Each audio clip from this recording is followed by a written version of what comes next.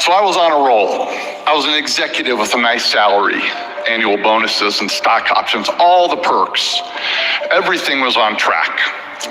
And on Monday, January 7th, 2008, at 3 o'clock in the afternoon in a small conference room on the top floor of our building, the president of the company wanted to have a quick meeting with me, which wasn't unusual since he was my boss. But the meeting turned out to be even more brief than expected. He fired me.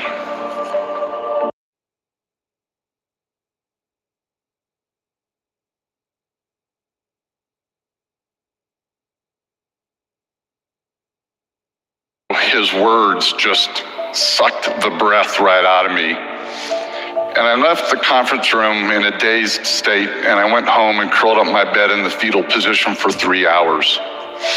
And while I could go on in vivid detail about how I felt, what I did to my self-esteem, my finances, and so on, what I now realize is, while that event created the greatest amount of discomfort I had ever felt, it was that discomfort, the departure from my ordered life, that forever changed it for the better.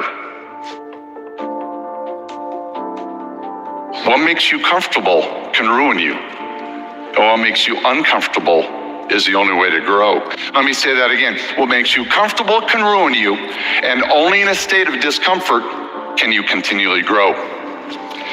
But pretty quickly, I became motivated to start a new journey. And after a couple of years of work with my new team and a PhD friend at the University of Nebraska, we had this epiphany on how to illustrate and apply the science of discomfort and growth. We called the concept the growth rings. The growth rings represent living environments that promote or hinder growth. And that includes everything from your place of work to even a fishbowl. You see, what dictates the size of a goldfish is its environment. And while this goldfish lives in a very safe environment, it's also very limiting in most every way. And when placed in a more robust environment, like say a small pond, this can be the result. Now, it also means he could be eaten. But friends, this is you. The environments in which you work, live, and play, they're all a proverbial fishbowl that dictates your growth. So the first growth ring represents a low-performing, low-growth environment called stagnation. Stagnation is understood by having to follow too many steps and permissions and minutia that stifles creativity, independent thought, and action. To imagine an environment such as this, think no further than our state and federal governments. Now, the antithesis of stagnation is chaos, also low growth and low performing. Chaos can be caused by internal or external events or conditions. We see chaos occur at times in business mergers, natural disasters, and horrific events like 9/11.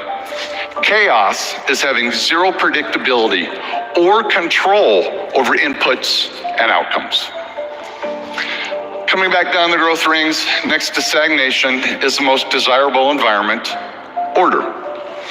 Order is knowing that what you do or what is happening in your environment leads to a predictable outcome. And in predictability, comfort is found.